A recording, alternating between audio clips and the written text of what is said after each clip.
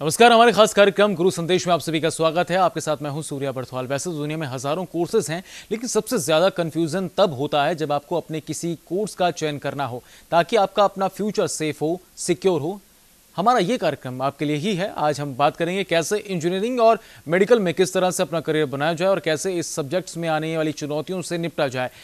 आप इस दौरान हमें कॉल भी कर सकते हैं और हमारे करियर गुरु एलन क्लासेस के डायरेक्टर राहुल राज और फिजिक्स प्रोफेसर ब्रिजेश कुमार से सलाह भी ले सकते हैं।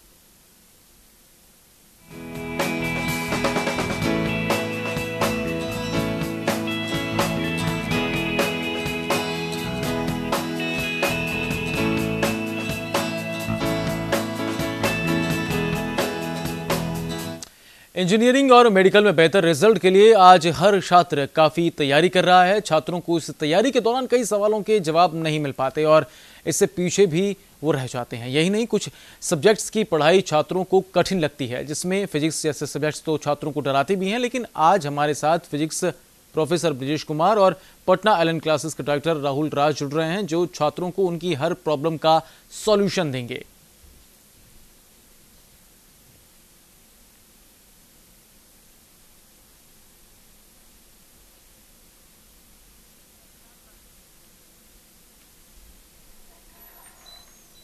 और दोनों खास मेहमान इस वक्त हमारे साथ पटना स्टूडियो से इस वक्त हमारे साथ जुड़ गए हैं। राहुल राव जी और ब्रिजेश जी, आप दोनों का स्वागत है न्यूज इंडिया पर।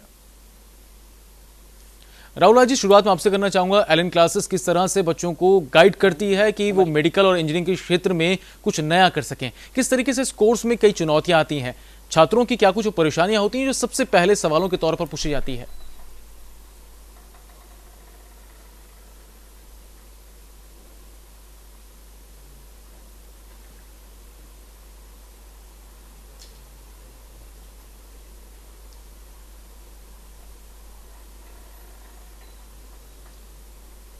जी राहुल राज जी, क्या आप तक मेरी आवाज पहुंच पा रही है?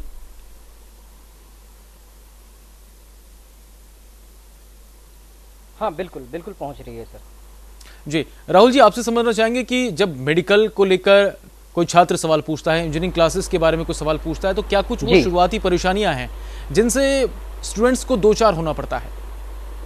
जी जी देखिए, पहले के अभिभावक ये सोचा करते थे सर कि हमारे जब मैट्रिक का एग्जाम हो जाएगा जी, उस वक्त हम अपने बच्चों को जेई के लिए या मेडिकल के लिए तैयारी करवाएंगे। लेकिन सर मेरा मानना है, मैं अभिभावकों से और बच्चों से ये अनुरोध करूंगा कि अब ट्रेंड बिल्कुल बदल चुका है। अभी 8वीं क्लास से जेई और मेडिकल की तैयारी जरूर करनी चाहिए। जी ब्रिजेश जी, फिजिक्स को लेकर बहुत सारे कंफ्यूजन्स होते हैं, कई सारे सवाल होते हैं। छात्रों के सामने अक्सर ऐसी कौन सी परेशानियां होती हैं जिन्हें लेकर वो परेशान से नजर आते हैं?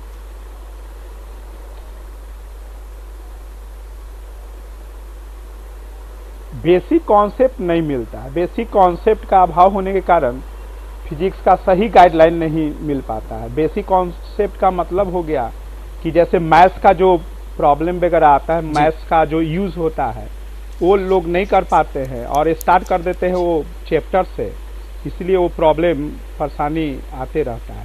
इसलिए सबसे पहले स्टूडेंट को मैं ये बताना चाहता हूँ कि बेसिक को कॉन्सेप्ट को क्लियर रखे। दैट मीन्स कि वो जो फिजिक्स में यूज होने वाले मैथ है, कैलकुलस है, वेक्टर है, ये सब स्ट्रॉन्ग रखे और उसका एक सोल्व करना और उसके बाद उसका कहाँ पे यूज करना है ये सीखे और बेसिक कॉन्सेप्ट के साथ आगे बढ़े और समय के अनुसार से सिलेबस खत्म कर ले ताकि फिर रिवीजन का आपको टाइम मिले। ये सब होना चाहिए। जी, तो ऐसे में इंजीनियरिंग और मेडिकल में बेहतर रिजल्ट के लिए तैयारियां कैसे की जा सकती हैं? राहुल जी, आपसे चाहेंगे कि जरा इस बात का जवाब दें कि जो तैयारियों को लेकर बच्चों के सामने कंफ्यूजन होता है कि वो तैयारी किस तरीके से करें, कैसे बुक्स का चयन करें, किस तरीके से शुरुआत कहां से करें?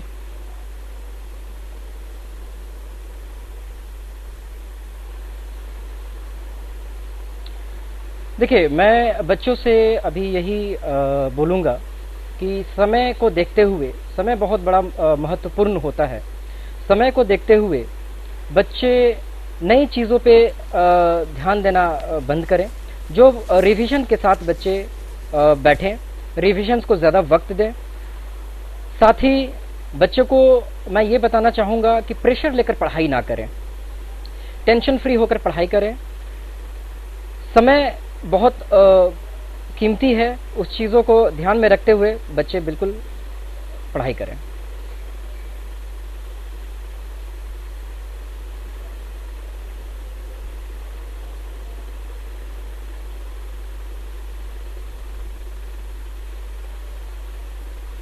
जो विद्यार्थी जेईई और मेडिकल की तैयारी कर रहे हैं उनके लिए क्या कुछ टिप्स आप देना चाहेंगे राहुल राजी आप?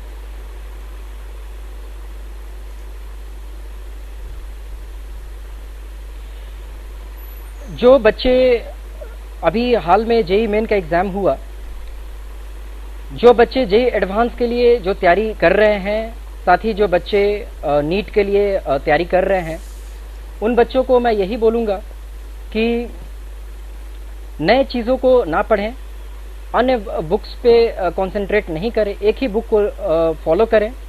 साथ ही रिवीजन पे ध्यान दें। साथ ही मैं बच्चों से ये बोलूँगा कि बच्चे जो समय का जो मेन जो पार्ट है, उस समय का जो स्टडी जो टाइम है, स्टडी टाइम को और आवर्स बढ़ा दें। और एक बड़ी समस्या ये भी सामने आती है राहुल राज जी, जो जितने हमारे स्टूडेंट्स आते हैं उनके सामने इंजीनियरिंग और मेडिकल को लेकर कि वो तैयारी कैसे शुरू करें, किन बुक्स का चयन करें। तो ऐसे में क्या कुछ वो तैयारी की टिप्स आप देना चाहेंगे कि कोचिंग को लेकर किस तरह के चयन को रखें, किसी तरह के बहकावे में ना पहुंचे, सीधे तौर पे एक कोचिंग और उसे लेने का तरीका क्या कुछ हो सकता है?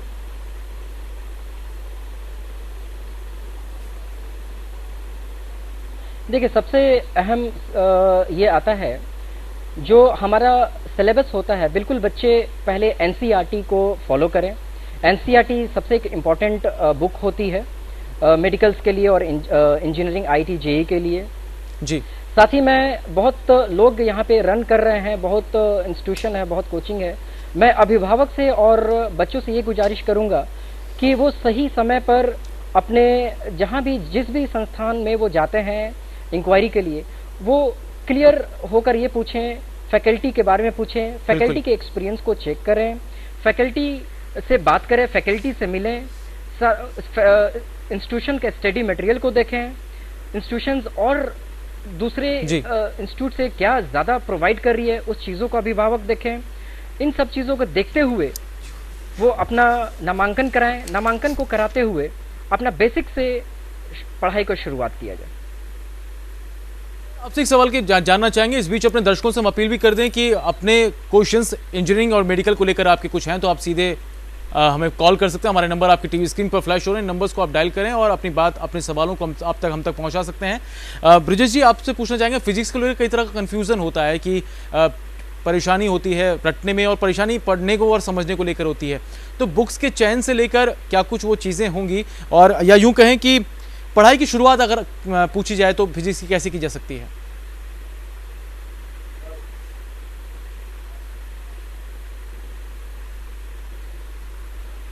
फिजिक्स का शुरुआत बेसिक कॉन्सेप्ट से करना चाहिए। जैसे जो पीछे का कॉन्सेप्ट है, मैथ्स का कॉन्सेप्ट है, उसको ध्यान में रखना चाहिए जी। और उसके बाद से फिर आगे चैप्टर में बढ़ना चाहिए। ये शुरुआत का होता है। टाइम लिमिटेशन होना चाहिए, टाइम के अनुसार हर चैप्टर को एंड करना चाहिए, और उसके बाद उसका रिवीजन का टाइम रखना चाहिए।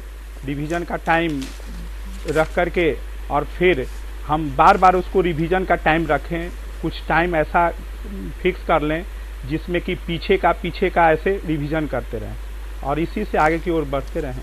और बेसिक कॉन्सेप्ट पर हमेशा ध्यान दें, कॉन्सेप्ट गेन करें, उसके बाद रटें पहले नहीं, पहले समझें उसका क्या कॉन्सेप्ट है, वो क्या कहना चाहता है, और तब फिर उसको रटें। इस वक्त कुछ कॉलर्स हमारे साथ फोन लाइन पर जुड़ गए हैं। पटना से एक कुमकुम ठाकुर इस वक्त हमारे साथ जुड़ी हैं।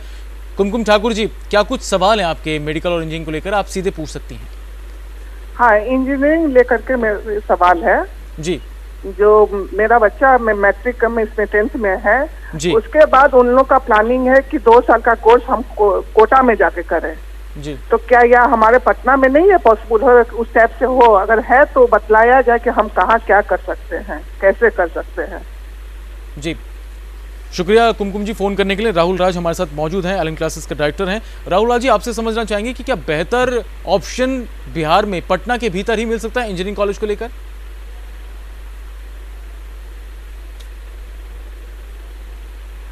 बिल्कुल, कुमकुम जी ने काफ़ी अच्छा सवाल किया है। हम हमारे लोगों से दर्शक भी हैं। मैं ये बताना चाहता हूँ, पहले से हम लोग कोटा से काफ़ी बिहार के जो संस्थान है बहुत मजबूत हो चुके हैं। हमारे संस्थान में कोटा, दिल्ली और हैदराबाद के टीम आ चुके हैं। अभी जो टीम है वो 15 साल से ऊपर के एक्सपीरियंस वाली टीम हमारे यहाँ पढ़ा रहे हैं। जो भी कोटा फॉलो करता था, कोटा एक पैटर्न पे जो चला करता है, टाइम से सिलेबस कंप्लीट करना, टाइम से क्लासेस लगाना, well management, well study material, same चीज़ अभी हम लोग फॉलो कर रहे हैं। हम लोग बिल्कुल समय पर सिलेबस को कंप्लीट कर रहे हैं। स्टडी मटेरियल्स जो दे रहे हैं बिल्कुल based on boards as well as competitive examination. जी, दूसरा, हमारा जो फैकल्टी टीम है, फैकल्टी टीम हमारे में क्या है, जो कि बेसिक्स को बताते हुए हम लोग कॉम्पिटिशन्स के तरफ बढ़ते हैं। कोटा में थोड़ा सा ये हो रहा है कि डायरेक्टली वो लोग कॉम्पिटिशन्स दे रहे हैं, बेसिक्स को ध्यान नहीं देते हैं। हमारे संस्थान, हमारा टीम, हमारे बिहार के जो लोग हैं, वो मैं आग्रह करूंगा कि एक बार हमें भी मौका दें। और इन सब चीज़ों को देखते हुए मैं अभिभावकों से भी अनुरोध करूंगा कि अगर अधिक जानकारी लेना चाहेंगे तो हमारे इंस्टीट्यूशन, हमारे वेबसाइट पे लॉगिन भी कर सकते हैं और हमारे नज़दीकी शाखा बोरिंग रोड या बेली रोड जगदेव पथ में मिल भी सकते हैं। जी, एक क्वेश्चंस लेवल के बारे में आपसे एक सवाल पूछना चाहूँगा। हाल ही में अभी 2 अप्रैल 2017 को जो जेईई मेन एग्जाम हुए थे, तो उनके क्वेश्चंस का जो लेवल है अब वो किस तरीके से बदलता नजर आया है? क्या कुछ उसमें तब्दीलियां नजर आई हैं आपको?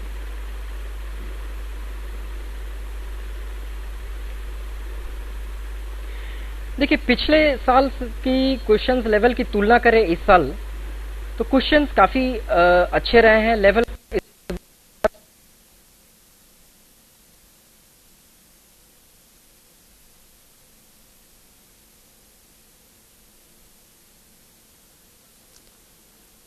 जी, यानी कि क्वेश्चंस का लेवल अब बेहतर निकल कर सामने आया है। स्थितियां कुछ ऐसी ही हैं, तो आप भी अपनी बात हम तक पहुंचा सकते हैं। कुछ ऐसे क्वेश्चंस ऐसे हैं जो कि मेडिकल और इंजीनियरिंग को लेकर होते हैं कि लोग सवाल पूछना चाहते हैं लेकिन जवाब मिलना थोड़ा सा मुश्किल होता है। मार्केट में इतने सारे इंस्टीट्यूशंस होते हैं कि परेशानी निकल कर सामने आती है, लेकिन ऐसे में एलन क्लासेस बेहतर अपनी परफॉर्मेंस के साथ साथ बेहतर टीचिंग मेथड के जरिए अब तमाम छात्रों के बीच पहुंच रहा है।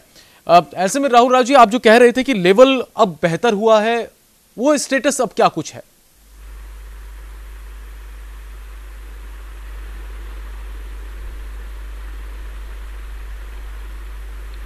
देखिए, पहले से लेवल काफ़ी अच्छा हो गया है। फैकल्टी, पहले जो बच्चे की क्वालिटी होती थी, अब उस क्वालिटी से काफ़ी अच्छे क्वालिटी वाले बच्चे आ रहे हैं। पढ़ाई में बिहार अभी बहुत बढ़ोतरी कर रहा है। बच्चे बहुत सीरियस हो चुके हैं। पहले 2 साल पहले की बात करें तो रिजल्ट्स बिहार का थोड़ा बहुत कम हुआ था। कोटा, दिल्ली का रिजल्ट्स में बढ़ोतरी आई थी। लेकिन सर, पिछले साल से देखा जाए और इस साल में हमारी उम्मीद है और फीडबैक के अकॉर्डिंग हमारा उम्मीद यही है कि इस बार बिहार के बच्चे 360 में से 300 प्लस नंबर लेकर आने वाले हैं और अच्छे अंक मिलने वाला है और इस बार बिहार का टॉपर होने वाला है।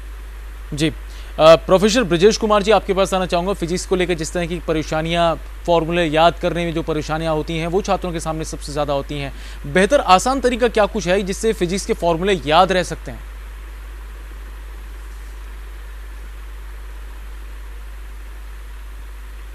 जी, फिजिक्स का फॉर्मूला याद रखने के लिए कॉन्सेप्ट से पहले पढ़ें, तब सिंबल का मीनिंग जानें, बिल्कुल, और उसके बाद से उसको डेली प्रैक्टिस करें। कुछ ट्रिक्स अपने से खुद डेवलप कर लें या टीचर के द्वारा डेवलप किया हुआ ट्रिक्स को ध्यान रखें और आगे की ओर बढ़ें। और फॉर्मूला का जो जितना भी फॉर्मूला आपको यूज़ में आए उसको एक जगह पर लिख लें और ऐसे जगह पर रखें जहाँ पर कि आप देख सकते हैं, डेली उसका रिवीजन कर सकते हैं। अगर ऐसा हो तो बहुत अच्छा होगा, आपको याद रखने में आसानी होगा। जी, ऐसे में ब्रजेश कुमार जी, न्यूमेरिकल्स बनाने पड़ते हैं। न्यूमेरिकल्स बनाने में किन किन बातों का ध्यान एक स्टूडेंट्स को रखना चाहिए?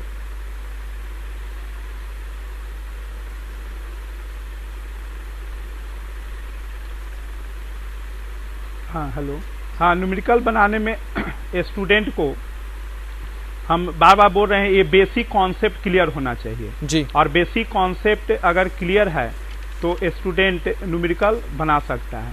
और ये नहीं सोचे, जैसे स्टूडेंट में एक डिमेरिट्स होता है कि केवल उस फिजिकल क्वांटिटी का केवल नाम याद रख लेते हैं। जैसे अब लेंथ है तो लेंथ यूज कर लिए, पोटेंशियल डिफरेंस है तो पोटेंशियल डिफरेंस यूज कर लिए। ये नहीं, ये कैसे डेवलप हुआ है इस पर सोचे और तब आप अप्लाई करें उस न्यूमेरिकल को। न्यूमेरिकल में क्या कॉन्सेप्ट कह रहा है, उसको उस फॉर्मूला का क्या कॉन्सेप्ट है जी, उसको आपको ध्यान देना होगा जी। और तब उसको न्यूमेरिकल को बनाना होगा। जी ब्रजेश जी, आपसे बनेगा न्यूमेरिकल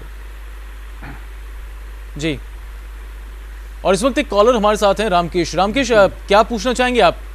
सर मैं पूछना चाहूंगा कि जो आईआईटी के लिए जो इंस्टीट्यूट हैं कोटा में, तो जैसे फिजिक्स तो एक सर फिजिक्स और मैथ एक कैटेगरी में आते हैं, जो मेन प्रॉब्लम आती है सर वो केमिस्ट्री में आती है। सो सर केमिस्ट्री के लिए कोई मतलब स्पेशल कुछ ऐसा किया जाता है कि एलन में जो अपन पढ़ सकें? जी रामकेश, शुक्रिया फोन करने के लिए। राहुल राज जी, क्या वाकई में ऐसा कुछ स्पेशल ट्रीटमेंट हो सकता है जिसके जरिए आप पढ़ने में आसानी हो सके, और पटना में एलन क्लासेस के जरिए कुछ स्पेशल क्लासेस? जी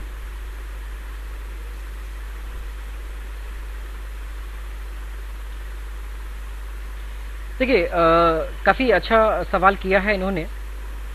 सबसे पहले बच्चों को, अगर जो बच्चे आईटी जेईई के तैयारी कर रहे हैं उनको, बच्चों को सबसे कठिन मैथ्स और फिजिक्स लगता है, तो मैं बच्चों से आग्रह यही करूंगा कि बच्चे सबसे पहले अपना बेसिक्स को स्ट्रॉन्ग रखें और उन्हीं फैकल्टी से पढ़ें जो बेसिक्स में काफ़ी स्ट्रॉन्ग एक नॉलेज दे रहे हैं।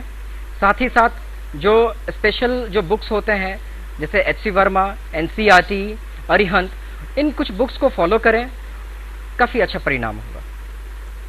जी, इस साल जो कट ऑफ निकल कर सामने आता है, अगर भाई जी मेन एग्जाम की अगर बात की जाती है, तो क्या कुछ इस बार के परिणाम हो सकते हैं?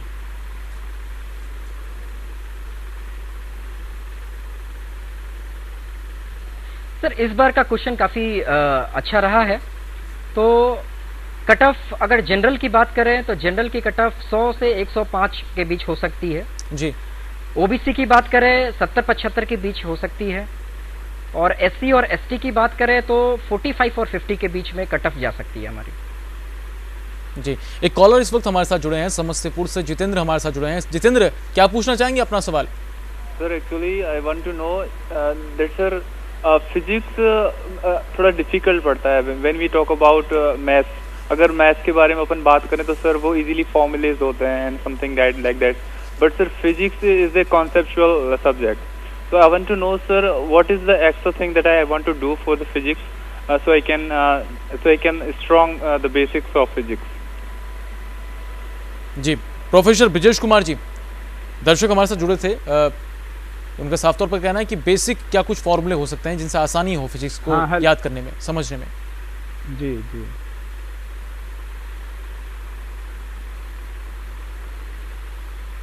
हाँ, बेसिक पर ध्यान दीजिए। बेसिक मीन्स है कि जैसे मैथ्स वगैरह का जो यूज हो रहा है उस पर आप ध्यान दीजिए। पीछे का जो, जैसे अब आप 11th में गए हो और मैट्रिक का जो कॉन्सेप्ट है वो अगर 9th 10th का नहीं याद रखते हो तो उसमें आपको आगे प्रॉब्लम होगा। वो सब बेसिक कॉन्सेप्ट को क्लियर रखो और उसके बाद से आगे आप जो मैथ्स में केवल बनाने का टेक्निक नहीं जानो, वो मैथ्स का जैसे आप डिफरेंशिएशन है, इंटीग्रेशन है, तो इसका क्या यूज होगा, कहाँ पे समझेंगे कि इसका यूज करना है, ये सब पर ध्यान दो तो आगे बढ़ोगे जी। आपका तो ऐसे में फिजिक्स स्ट्रॉन्ग हो जाएगा। कॉन्सेप्ट से पढ़िए, मीनिंग चेक करके पढ़िए। ऐसे में कौन कौन सी बुक्स ऐसी हैं जो फिजिक्स में अच्छी हैं, जिनके सहारा लेकर स्टूडेंट्स अच्छे तरीके से अपनी तैयारी पूरी कर सकते हैं और आसानी से उस बात को समझ भी सकते हैं?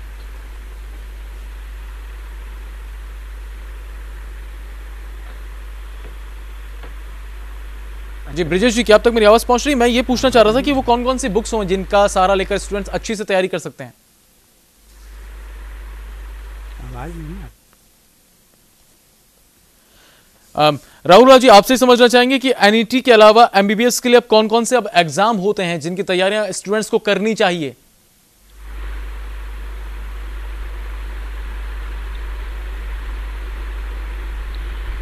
सबसे पहले मैं ये बताना चाहूँगा जी कि नीट जो एग्जामिनेशन हो रही है जी आज ही उसका एडमिट कार्ड वेबसाइट्स पे भी आने की घोषणा हुई है। जी साथ ही साथ बच्चे नीट के अलावा जो 2 एग्जामिनेशंस और हमारा है वो एम्स है और जिपमर है, जो कि बच्चे एम्स में भी अपीयर कर सकते हैं और जिपमर में भी अपीयर कर सकते हैं अदर देन नीट।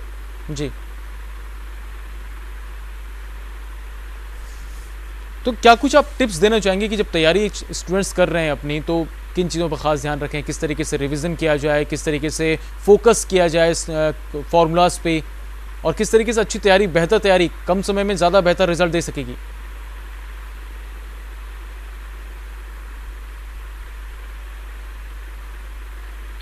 एक समय को देखते हुए अब हमारे पास समय ज़्यादा नहीं है। बिल्कुल, आज एडमिट कार्ड भी आ गया है जी। हमें समय को देखते हुए अब रिवीजन पे हमको ज़्यादा फोकस करना होगा। हमें रिवीजन हमारा एक सबसे अहम भूमिका होगी। आवर्स ऑफ स्टडीज़ हमें बढ़ाना होगा जी। कम से कम हमें 24 घंटा में से 18 से 20 घंटे की पढ़ाई करनी होगी। बिल्कुल प्रेशर नहीं लेना होगा, टेंशन नहीं लेना है। बिल्कुल हमारा जो कॉन्सेप्ट होना चाहिए एक ही बुक से अब होना चाहिए, अन्य बुक्स को बिल्कुल दूर रखना है, अब एक ही बुक को फॉलो करना है। साथ ही साथ रिवीजन जो है, जो 11th का पार्ट जो है उसको सबसे अहम लेकर उसको रिवीजन करना है। साथ ही साथ 12th को रिवीजन करना है, जिससे बच्चों को कम समय में काफ़ी बेहतर रिजल्ट हो सकती है। जी, एक कॉलर इस वक्त हमारे साथ जुड़े हैं, पटना से अमित कुमार हमारे साथ जुड़े हैं। अमित, क्या सवाल पूछना चाहेंगे आप? हाँ, हम सवाल पूछना ये चाह रहे हैं कि पिछले बार एलएन क्लासेस पटना में कितना रिजल्ट हुआ है मेडिकल में और कितना रिजल्ट हुआ है इंजीनियरिंग में?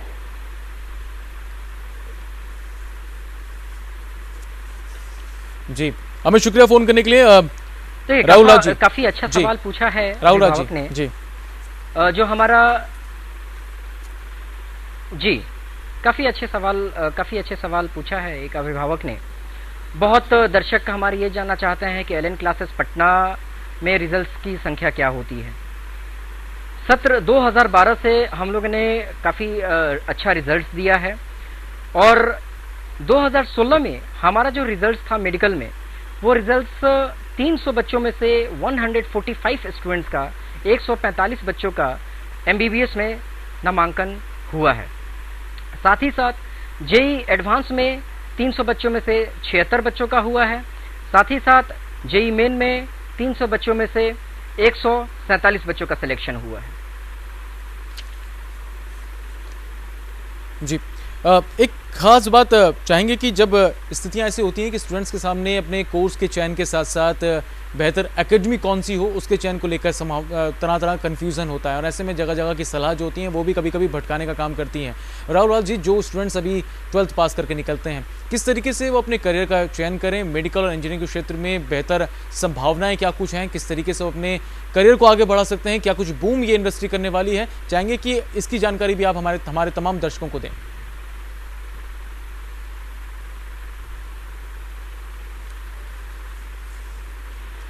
देखिए, जो बच्चे 12th के एग्ज़ाम दे रहे हैं और सफलता अगर हासिल नहीं कर पाते हैं तो घबराने की बिल्कुल ज़रूरत नहीं है। अगर वो चाहें तो 1 साल और टारगेट में रहकर अपनी पढ़ाई कर सकते हैं। साथ ही साथ अगर वो चाहें कि अगर हमें पढ़ाई ना करके हमें आगे की तरफ और भी दूसरे स्ट्रीम में बढ़ना है, तो मैं अभिभावक से और बच्चों से यही अनुरोध करूंगा कि वो एक अच्छा प्राइवेट कॉलेजेस का सिलेक्शन करें। साथ ही बच्चों को ये पता होना चाहिए जो हमारा स्ट्रीम है। अगर बच्चे इंजीनियरिंग के लिए हैं, जो हमारे स्ट्रीम है, बीटेक के लिए, बीटेक में बहुत सारे स्ट्रीम्स आ जाते हैं। जैसे हमारा आ जाता है सिविल, आ जाता है मैकेनिकल, आ जाता है ईएनटीसी, आ जाता है सीएस, आ जाता है। तो बच्चे को पहले से पता होना चाहिए कि हम किसमें सफलता हासिल कर सकते हैं। उसी स्ट्रीम को बच्चों को चूज करना चाहिए। जी, राहुल राव जी, आपने वक्त दिया और हमारे तमाम दर्शकों तक अपनी जानकारी पहुंचाई। आपका बहुत बहुत शुक्रिया हमारे साथ जुड़ने के लिए। और प्रोफेसर ब्रिजेश कुमार जी, आपने भी वक्त दिया और तमाम सवालों के जवाब देते हुए फिजिक्स को लेकर जो समस्याएं स्टूडेंट्स के सामने आती हैं उनका आपने निपटारा और निवारण करने के फॉर्मूले बताया। आपका भी बहुत बहुत शुक्रिया। तो जाहिर तौर पर जो छात्र अब मेडिकल और इंजीनियरिंग के क्षेत्र में कुछ कर गुजरना चाहते हैं तो एलन क्लासेस पटना में एक बेहतर विकल्प उनके लिए हो सकता है। गुरु संदेश में बस इतना ही। मुझे दीजिए इजाजत। नमस्कार।